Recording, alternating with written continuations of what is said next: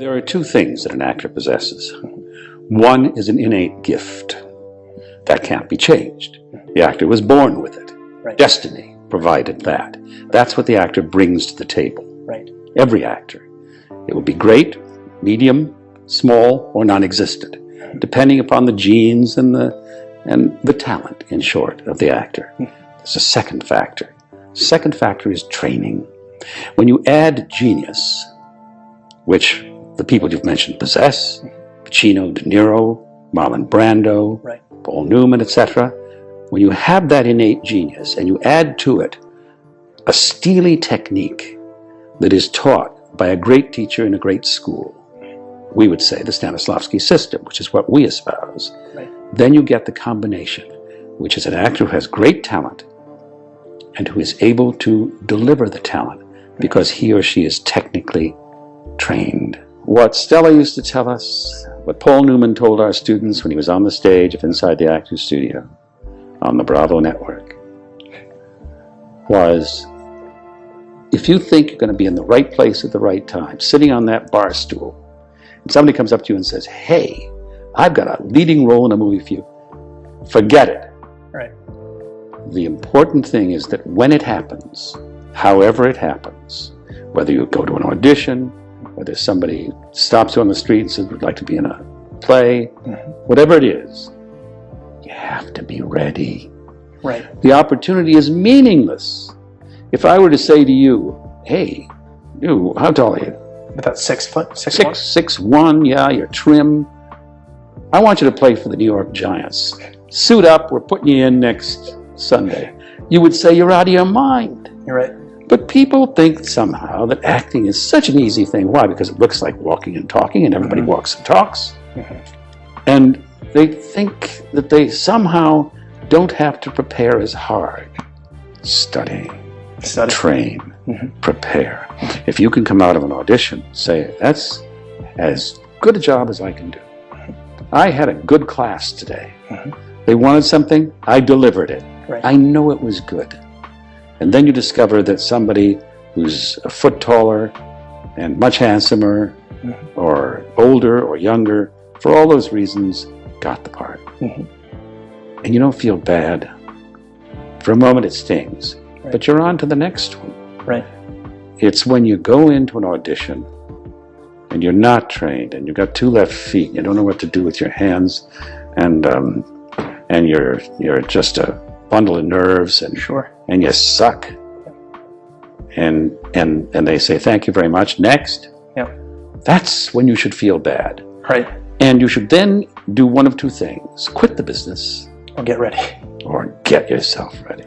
I've been trying to learn my craft for about 10 years, and I'd worked in all sorts of places all over Europe in different languages, singing, acting, sweeping the stage, working in rep, working in the theatre. In other words, learning, something that sadly, few young actors and actresses are prepared to do these days. So many of them are stars before they even make their first film, and you know when you look at them on the screen that they are looking in a mirror, absolutely in a mirror, and it's beginning of a lifelong romance. And their hand is out underneath the mirror, out of shot, because that's what they want, rich, to be rich and famous immediately, which is terribly sad and extremely dangerous. The most dangerous thing that a young actor or actress can do is to believe their own publicity. Because shelf life, 10 years, if you're a star at 20 or 22 or 3 or 4, if you haven't got it, if you've got it, you've got the right instincts, the right imagination, the right powers of invention, if you have something behind you, some sort of foundations of experience and versatility, that's fine, you will go on, you will last. But if you haven't, and the majority has not got these qualities, and you always play the same part basically, or slight variations on it, and that's all you can do, you'll be through in 10 years or even 5, when the public will eventually say, well, you know, they're always doing the same thing. And the moment that happens, it's the beginning of the end. You start at the top of the ladder. There's only one way to go. The thing about acting is that you've got to, if you're acting with somebody else, you cannot act by yourself and go down at the end of what you're saying. No. Because the person says, what? So you have to deliver it. So you have to say, you go up and I mean, it's very simple. It's what, where, when. That's your drama centre training coming. I like to stand by the sea. I like to stand where? I'd like to stand by the sea, because that's where. Otherwise, you don't get the next part of the story. So let's all join in. Don't just do it for yourself. You must realise, if you're an actor, that you are imparting what you're saying to an audience. So if they miss the key word, they're not going to end up knowing what else is happening. All they're going to do is see you attitudinising on the stage, which isn't very interesting, and it's less interesting than what you're saying. So let's hear what you have to say, because then we can answer it. And young actors who don't deliver, if you're acting with them and they don't deliver the word, it's very difficult. If they run it together, and then you come in and have to speak, it's very difficult for you to reply to that, because you don't have any harmony. You've got to realise that it's a collaborative thing you're doing, and it's a collaborative thing that hopefully the audience is more important than you, and the writer is far more important than you as an actor. The writer is everything. The writer is the one who's created it. He sat for hours working out how to do this. So you have to do what he has written, because that is what you're delivering. It's not about you, it's about the play. The play is everything. Yes. When is too much, or it's never too much? Like, Nothing is too much if it has reality. What is too much is pushing, mugging, illustrating, indicating is too much, is wrong. But a full experience, no matter how huge it can be, is not too much, in my opinion. We are a mirror, Yeah. because the more you are, I mean, I finally defined cool by cool as being authentic. And the more authentic we are as the character we play, everybody's, no matter man, woman, child, they all say, oh my God, I see myself, because we are all the same. Yeah. And so that really is positive, that you take all of that pain and make it into an art that people then can thrive. Yeah, I act because I'm broken in a lot of pieces, and acting gives me a chance to reconfigure those pieces into 1,000 different things that are positive for people who watch, and eventually I will be ground down into a fine powder. Every trauma, and I could, build a ladder to the stars with the things that have happened or the things that I've had to endure, but they've all turned into something really creative. The worst injury I've ever had, I went to the art studio and I made a painting, and I sat there and I went, I wish people could be here to see what that process is, what happens to an artist when they get hurt. They don't try to lash out most of the time. They try to turn it into a bouquet of flowers. That's what I want to do. I always think of myself as a kind of painting, and it's an abstract painting a lot of times. So I know the method. I know Stanislavski, and I know Meisner, and I know what's good from them for me. I use it, and at the same time, I'm painting. But the performance is love. It's a dance for me. And I loved actors who employed every bit of their instrument. You look at James Dean.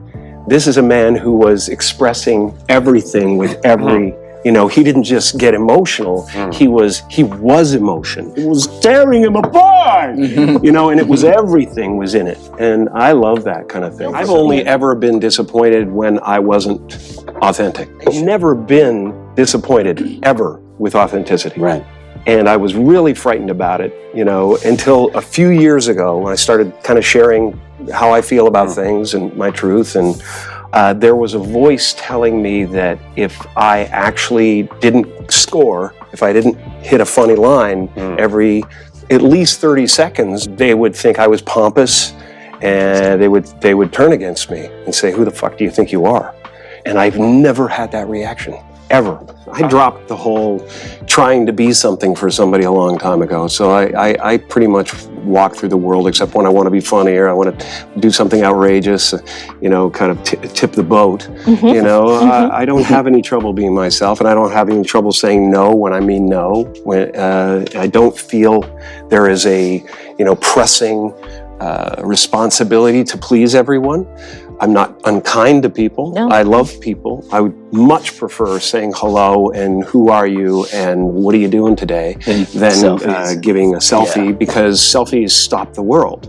You know, they stop life. You then go like that, and it's going on Instagram to give people a false sense of relevance. I don't believe that any actor can really do a part unless that part finds them. You don't find parts, they find you when you're ready to do them and when you're informed and you have those feelings. I think the hardest part was, for a while I auditioned for a lot of things, which is great when you're an actor and you're getting a lot of auditions, and I wasn't getting called back for anything when I first moved to LA, and so they just stopped sending me out.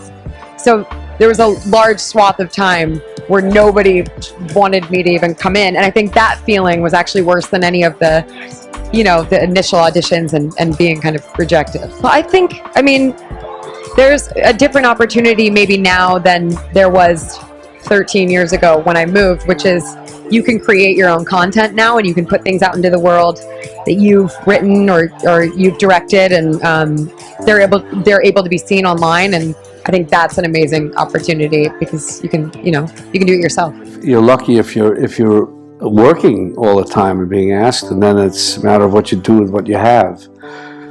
And I mean, personally, I always try to listen, because maybe I'm not getting something. I always try and take everybody's, because it's important to listen to everyone, as many people as you can, and get their input. But then finally, you have to make your own decision about what you're going to do, and that's it. That's what you feel, and that's it. And that's the most important thing. I think the most important thing, because that's where the uniqueness comes in, because it's you've done it, it's your thing. It's not anybody else's, it's your choice. I think it's very important to be ready to do it, even very important with the dialogue, so that you're not thinking about it and you're just prepared, and so that I can take my mind and do something else totally. If you're so intent on doing that, it gets in the way of when you're actually there in the moment. I didn't make it sound so, but it's true. So it's good sometimes to, and other actors do this, they'll joke around on the set after and stuff like that, or during, before, to take your mind off it. And then when you do it, that's okay. It kind of frees you. The whole thing is, if the other person isn't, I mean, it's even like, I used to hear, I don't know where I heard some actors saying, you blow them off the screen, you do that. And not me, but they're talking about somebody else. You, I think. But you don't, these are actors talking about in a competitive sense. And you're not in a competitive situation with another actor. The better they are, the better you are. And that's something I've never understood, when somebody even thinks that way and talks that way. That's the bottom line. You always have to have great people. The better they are, the better you are, period. So many people have helped me to come to this night. Some of you are here, some are far away, some are even in heaven. All of us have special ones who have loved us into being. Would you just take, along with me, 10 seconds to think of the people who have helped you become who you are? Those who have cared about you and wanted what was best for you in life. 10 seconds of silence. I'll watch the time.